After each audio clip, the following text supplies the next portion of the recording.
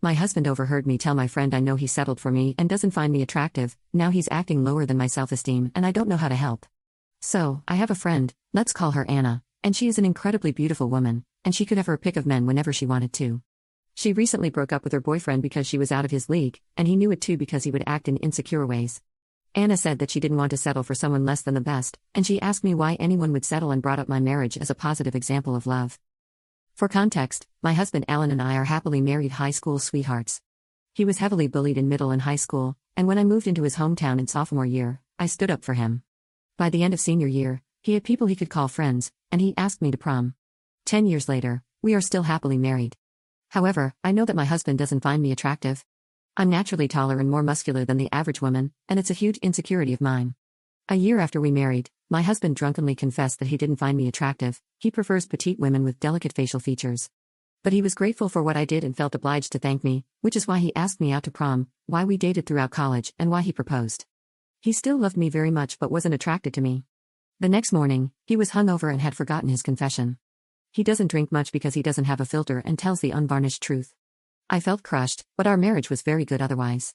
I never told him what he said that night. I don't think most men are attracted to the way I look anyway, and he was still a great husband to me.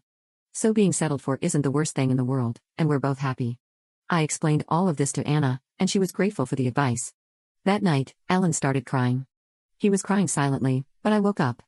I hugged him and asked what was wrong, and he admitted he overheard our conversation. I didn't expect him to overhear since I was in the basement, but he heard his name and decided to listen in. I apologized for hurting his feelings, but it just made him sob harder. I don't know what I did wrong or if I did anything wrong. Update 1. Hello, I'm back with a short update. I received a lot of messages on my post last week, and it was a bit overwhelming. I want to say I am a people pleaser not just for my husband, but also for my friends and family. I want them to be happy. I love my husband and want the best for him. We had sessions of couples therapy, and he now has a personal therapist. It was surprisingly easy to find someone who suited us, but I did pay a lot of money for our sessions, and they left me feeling baffled. Our counselor was a no-nonsense but comforting older woman. We went through our life, discussing how he was bullied, how we met, how we married, and our careers. I told her about how he had drunkenly told me he wasn't attracted to me, but that didn't matter because we loved each other, and I didn't know what made him upset. She asked us honestly if we wouldn't be happier as best friends but married to other people. Alan adamantly said no. She brought up affection, bedroom life, those things.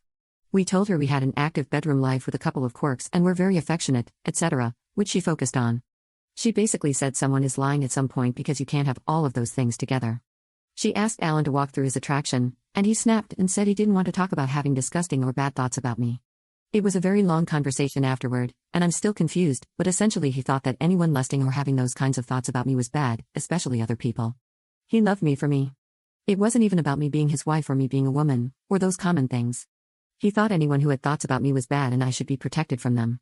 Alan told the counselor that I was too soft, gentle, and pure to think that there are bad thoughts about me and bad people. I've never heard that before from anyone. I told our counselor that nothing bad has happened to me. I was worried if Alan had trauma in his past that made him wary of others since he had been bullied so viciously in school, but he said that I was thinking of him again and I should think about myself. He said I still didn't realize that the world is scary for me. The counselor asked about any guilt he felt about attraction, and he broke down. A couple of years ago, I had intensive surgery, and Alan helped me with everything, even eating, showering, and getting around. He confessed that when he helped me with bathing or dressing, he accidentally looked more than he should have, and he could feel that I was starting to realize he was having those thoughts about me and shut down. I don't really remember that, but he's my husband. I didn't and don't mind if he looks. He talked about how much he loves me and wants to spend the rest of his life with me. My counselor said I have grown up to think of others' wants and desires above my own, and I do have people-pleasing tendencies, but on the whole, I'm pretty mentally healthy. I got a few booklets and packets to fill out. My husband was told he needed intensive therapy as soon as possible, and he had his first session a few days ago. I don't know where this is going or what happened to make him think the way he does. He didn't grow up in a religious environment, and his parents are very affectionate and have a strong marriage. I still love and support my husband. Update 2. Hello everyone, I am back with some updates on my situation from 6 months ago. My husband and I still go to marriage counseling, but he quit therapy because he said it made him worse. We found out a lot during therapy. Much of his trauma came from school, where he was brutally bullied. The adults turned a blind eye, his friends abandoned him, and he couldn't tell his parents. So he felt alone until I arrived. I was well liked, and because I protected him, the bullies stopped, and people were nice to him again. He loved me and saw me as his savior. The problem was his mental state wasn't good. I think my husband was in the process of being diagnosed, but he has intrusive thoughts. I've always been taller and more muscular than other kids and treated as older. I'm still obviously female, just one that's naturally taller and stouter. With beauty standards emphasizing small and thin, I always felt weird about my body, but that doesn't stop creepy men, and it didn't stop teenage boys. His bullies made comments about me that are degrading but not atypical for cruel teenage boys. Some of what they said matched his thoughts because they were normal thoughts, intrusive thoughts, or just fantasies.